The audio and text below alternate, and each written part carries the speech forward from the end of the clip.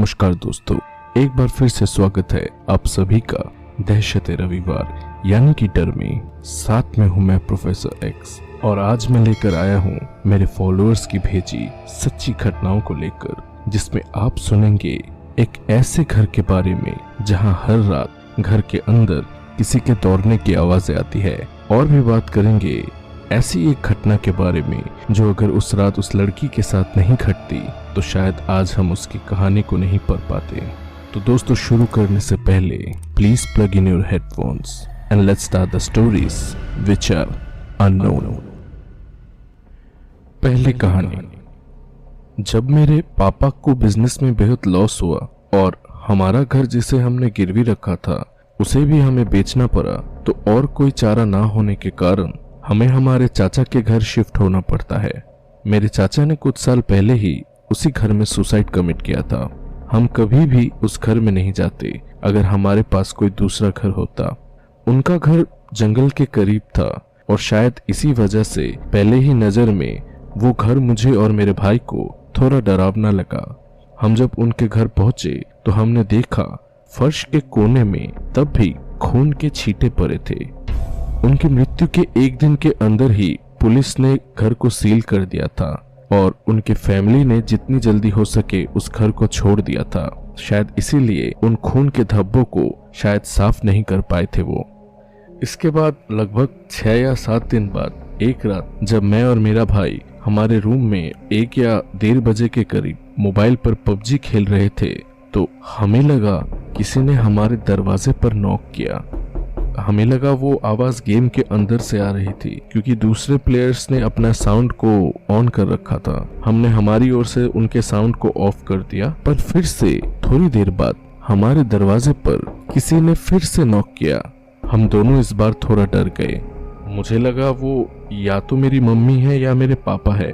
हम डर कर मोबाइल का स्क्रीन ऑफ करके सोने का नाटक करने लगे। तभी अचानक किसी ने दरवाजे की कुंडी को जोर जोर से हिलाना शुरू कर दिया। इस बार मैं उठ गया। डर तो बेहद लग रहा था, पर मैंने दरवाजा खोला और तभी मैंने किसी के पैरों के दौड़ने की आवाज सुनी। वहां कोई नहीं था। मैंने चुपके से मम्मी पापा के रूम में चेक किया। वो अभी भी मेरी बहन को लेकर सो रहे थे। मैं पहले ही बता देता हूँ, इस घर में सिर्फ हम पांचों ही रहते हैं और हमारे पास कोई जानवर भी नहीं है जो घर के अंदर दौड़ेगा। तो वो आवाज किसके पैरों की थी मुझे अभी तक समझ नहीं आया। इसके बाद दूसरे दिन हम ब्रेकफास्ट कर रहे थे। मेरी मम्मी अभी रोटी बना रही थी कि अचानक मेरी छोटी बहन ने बोला कि ये वही आदमी है।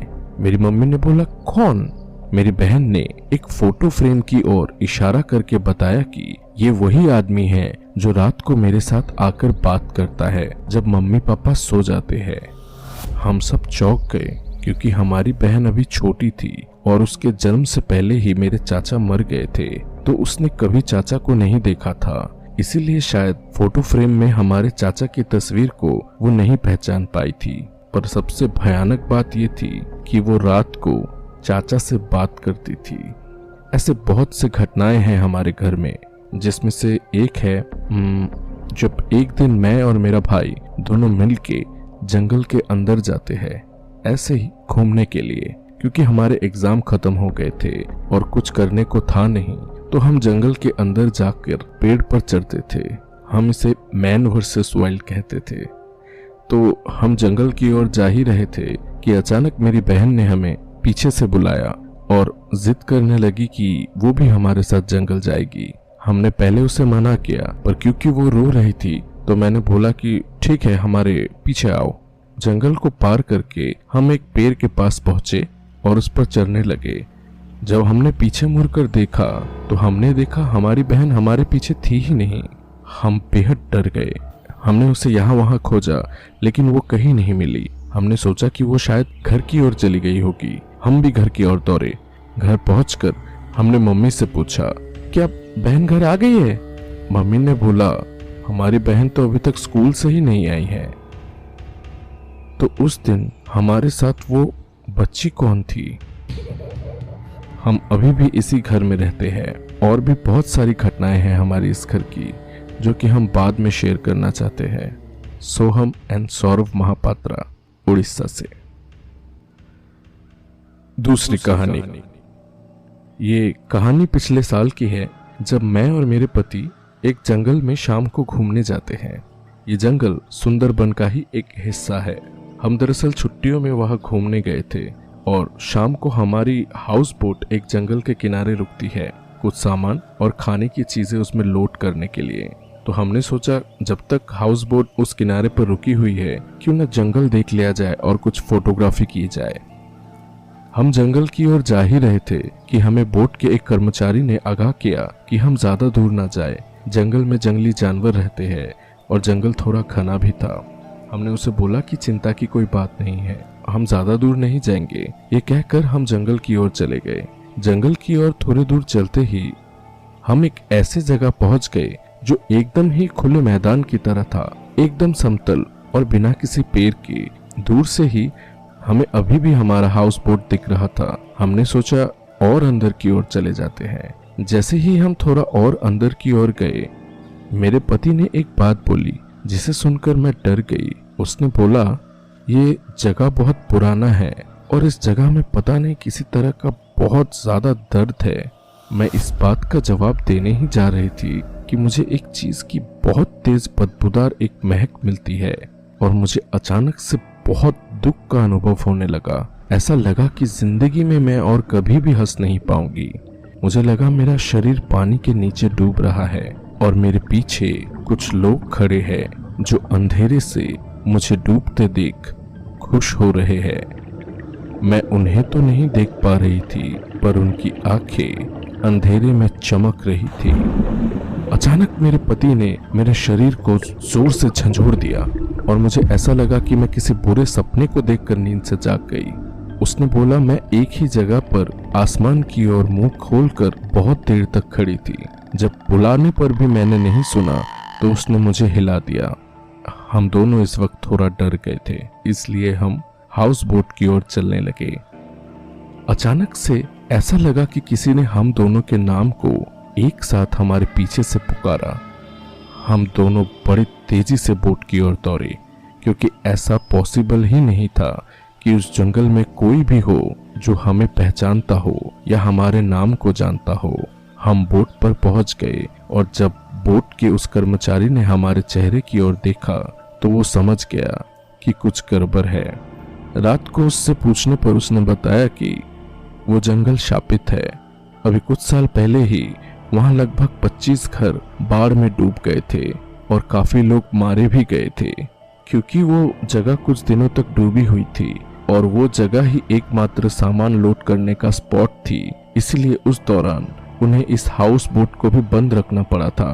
बाद में बाढ़ खत्म होने के बाद जब रेस्क्यू टीम वहां पहुंचती है तो लाशों के अलावा वहां कुछ नहीं मिलता। लोग कहते हैं वो जगह भूतिया हो चुकी है। रात को लोग वहां जाने से डरते हैं और अभी भी रात को वहां अजीबोगरीब आवाजें सुनाई देती है। हम इस कहानी को सुनकर इतना डर गए थे कि बाद में हम कोई भी स्टॉपेज में हाउस बोट से नहीं उतरे थे। तीसरी और आखिरी कहानी। मैं उस दिन अपने बॉयफ्रेंड के साथ फोन पर बात कर रही थी और उसने कुछ ऐसा कहा कि मुझे लगा वो बहुत ही घटिया किस्म का आदमी है। मुझे उससे बात करने पर भी घिन आ रही थी, तो मैंने फोन रख दिया और गुस्से से अपने घर से निकल गई। शाम हो चुकी थी और मैं अपनी गाड़ी को चलाते हुए एक जंगल के करीब पहुंच गई।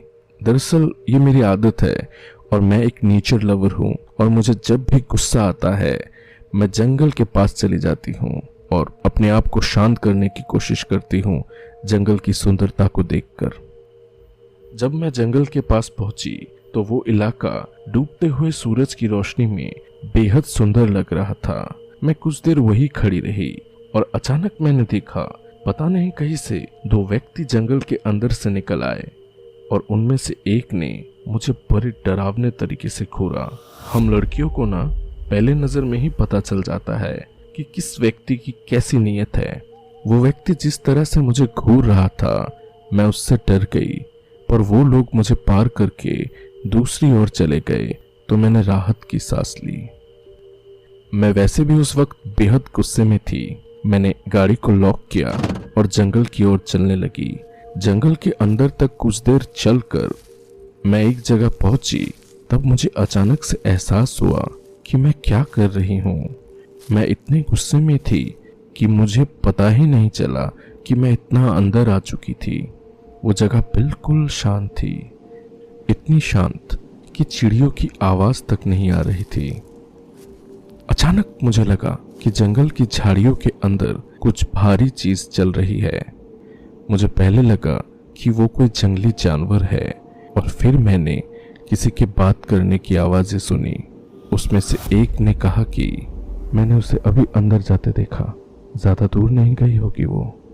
उसके बाद दूसरे आदमी ने बोला, चुप, ज्यादा जोर से बात मत कर, वो सुन लेगी। मुझे समझ में आ गया वो दोनों वही लोग थे जिनको मैंने कुछ देर पहले देखा था और वो मुझे ही ढूंढ रहे थे। मैं जहां थी वही जम गई और डर के मारे हिल नहीं पा रही थी। मेरे पैर कांप रहे थे। मैं पता नहीं वहां कितनी देर तक खड़ी थी कि अचानक मैंने किसी तीसरे आदमी की आवाज सुनी। वो आवाज थोड़ी अलग थी। ऐसा लग रहा था मानो वो आवाज पानी के नीचे से या फिर दरवाजे के पीछे से आ रही है। मुझे पहले तो समझ नहीं आया वो आवाज कहां से आई, पर ऐसा लग रहा था वो आवाज मेरे सर के ऊपर से आ रही थी। उस आवाज ने मुझे बोला था, नदी की ओर भागो। मुझे समझ नहीं आया मैं किससे डरूं, उस आवाज से या फिर उन दो आदमियों से जो मुझे ढूंढ रहे थे। मैंने तभी उस आवाज की बात मानने की ठानी, क्योंकि और कोई ऑप्शन भी नहीं था। मैं नदी की ओर भागने लगी। मुझे पता था भागते दौरान मैं बहुत आवाज कर रही हूँ, क्योंकि मैं डर गई थी। और उस आवाज ने फिर से मुझे बोला, आवाज मत करो, नदी के किनारे जाके नीचे छुप जाओ। मैं नदी के पास पहुंच के उसके किनारे के नीचे छिप गई। वो आवाज मुझे अभी भी बोल रही थी, चुपचाप यहाँ बैठी रहो। मैं बहुत डर गई थी। मैंने अपने सांस को भी रोक लिया। ऐसा लगा घंटों बीत गए, सब शांत था। सिर्फ वो दोनों आदमियों की सांस लेने की आवाजें आ रही थी मुझे। उन्होंने शायद मुझे देखा नहीं और वो लौट कर जाने लगे। अभी मैंने उस आवाज को फिर से सुना जो मुझे कह रही थी, वही बैठी रहो। मैंने वही किया। अभी उस आवाज ने मुझे बोला, अभी अपने कार की ओर चले जाओ, जल्दी। मैं कार की ओर दौड़ने लगी। रात हो चुकी थी और दूर से ही मुझे मेरी कार दिख रही थी। मैं और भी तेज दौड़ने लगी और अचानक तभी मुझे ऐसा लगा कि कोई मेरे पीछे दौड़ रहा है। मैंने पीछे मुड़कर देखा। मेरे पीछे वही दो आदमी दौड़ रहे थे। एक के हाथ में तो रस्सी भी थी। मैं दौड़ते दौड़ते उल्टे सीधे चीजों के बारे में सोच रही थी कि अगर वो मुझे पकड़ लेंगे तो क्या होगा मेरा। पर अचानक उनमें से एक आदमी शायद गिर गया या फिर किसी चीज से टकरा गया। मुझे पता नहीं, क्योंकि मैंने पीछे मुड़कर नहीं देखा, पर मैंने उसके चिल्लाने की आवाज सुनी। फाइनली मैं मेरे कार के पास पहुंच गई और मैंने दूर से ही उसे अनलॉक कर दिया। मैं गाड़ी में बैठ गई और उसे स्टार्ट किया और जंगल से निकल आई।